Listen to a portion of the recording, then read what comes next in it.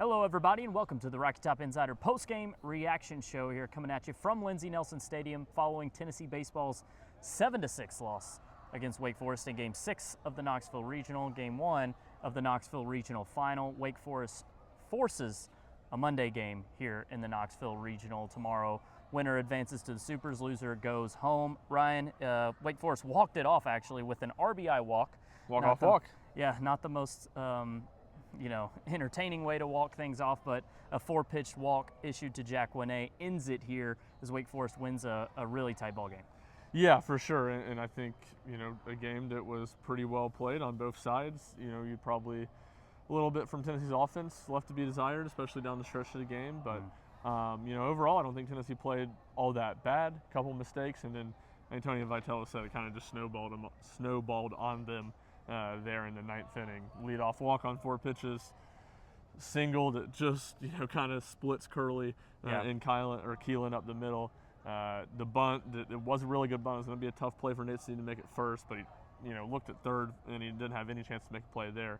And then a 4-pitch walk to end it. So really, a walk-off walk in general is about as anticlimactic as it gets for a walk-off walk with nobody else on 4 pitches. All the more anticlimactic. So Game 7, it's Tennessee under Tony Vitello. They've been in a lot of different situations. Tomorrow will be their first Game 7 of a regional in the Tony Vitello era. Yeah, I didn't even think about that. And first regional loss tonight at Lindsey Nelson Stadium. Yep, in first his era. It was a 14-game regional win streak for Tennessee. It ended tonight. Last one was back in 2019. They lost to North Carolina in this same game, Game 1 of a regional final. Well, the way this game went, Wake Forest had a 6-2 lead. So Tennessee, tied it with two-run homers, one from Levi Clark, one from Andrew Fisher, which came before that, I believe. Yep. So Wake Forest took the lead early on. The way the pitching worked out for Tennessee is that Brandon Arvidsson comes in the second inning. D. Lloyd, doesn't go long. Only faced 5-6 batters, I believe.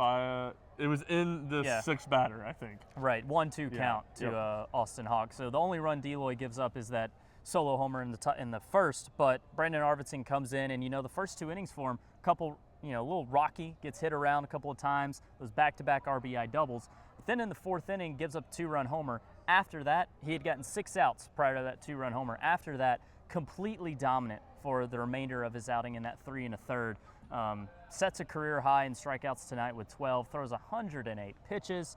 In those 3 1/3, I believe he had 7 of his Ks, only gave up 1 hit, no runs, so all 5 of the runs he gave up came in the first 2 innings he pitched. It turned out to be a great relief outing, and it's better than what the numbers indicate. Yeah, and it's crazy because it's just, from a statistical standpoint, it's so wonky with all the strikeouts and 5 earned runs. But yeah, I think overall, you look back on it, and it's hard to say he wasn't really good. I think it was impressive, too, for him to give up that damage early and then kind of snap and clear and get on a roll, especially since Tennessee's offense, like you said, provided some support for him, kind of made it a brand new ball game. So, it was a lot of what we've seen his last few outings. I think the thing that he had done such a good job of minimizing the first couple outings that kind of came back up today was the walks. There was the walk right before the home run. I think he ended with 3 of them. And I think a walk maybe led off the 3rd inning too, I want to say. So, more of that than you'd want to see.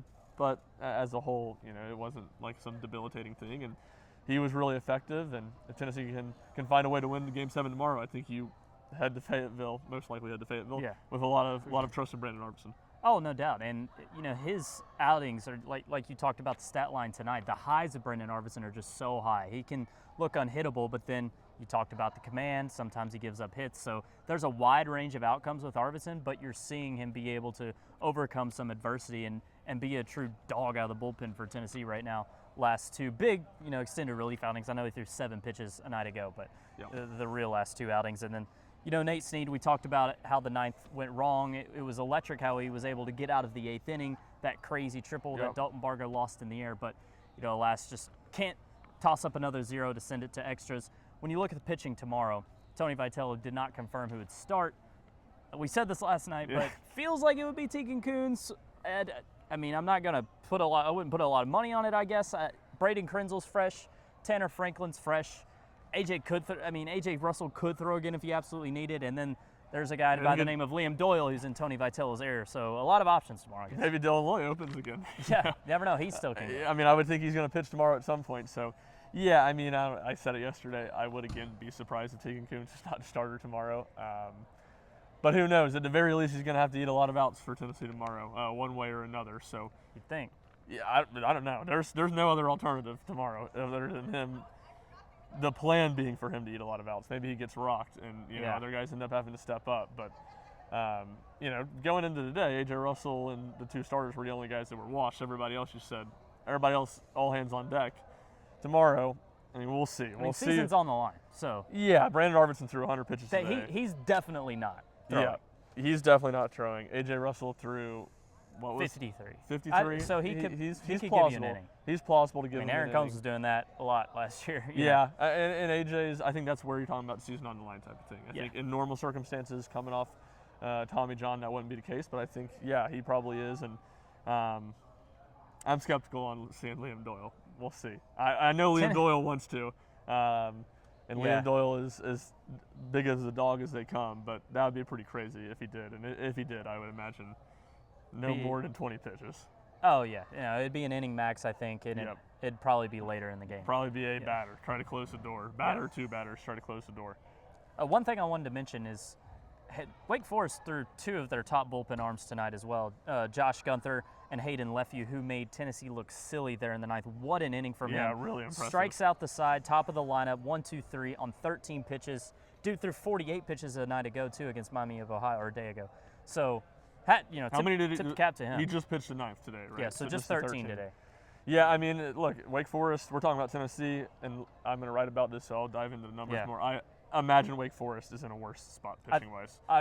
Yes, they definitely are. They definitely don't have a guy that has not thrown who can go throw 3-4 innings. And Tennessee has two of those. And Tennessee has three. two of them. Actually, really. I mean, yeah, Krenzel and Franklin could do that. They've done it before. It's plausible, yes. Right. One you feel a little bit better about than the other two. But, yeah, no, we'll see. I mean, again, and this is where it's like this on any weekend, but especially heightened with the regional, and Tony Vitello talks about it all the time, these things building on each other.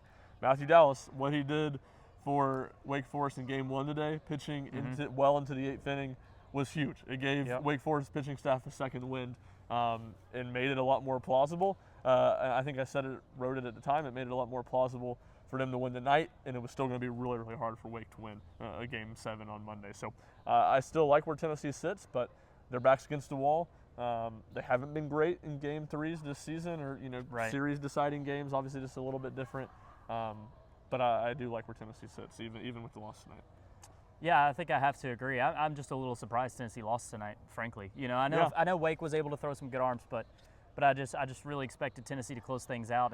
And you mentioned just the offense kind of falling flat a little bit, not doing enough in the end, I think was the more surprising part, given how hot it's been. Yeah, and I think you look at some of those bats that have been swing bats. Dalton Bargo did not have a good night. Yeah. Rich Chapman did not have a good night. He struck out with the bases loaded and 2 outs. I mean, he only had 6 hits. Fisher had 2, so. And did Keelan have just one? Just one, and maybe a walk in there too. Yes. Curley had 2 walks and a hit, so he had a solid night. Clark, of course, the homer. And Inslee was the other one I was going to say. Not that he hit a ball hard that kind of got smothered, and he walked, but kind of combined him with Bargo and Chapman. Didn't have great nights. Manny had a good night at the bottom of the lineup. Levi hit the home run. So there was some production in spots, but just not enough consistent 1 through 9 like we'd seen the last 2 games. Well, Game 7 is forced here in the Knoxville Regional. Tennessee and Wake Forest going toe-to-toe tomorrow for a trip to the Supers on the line. Don't know the time or the TV details. RockTopInsider.com for all that information once we get it. For Ryan Schumpert, I'm Jack Foster. We'll see you next time.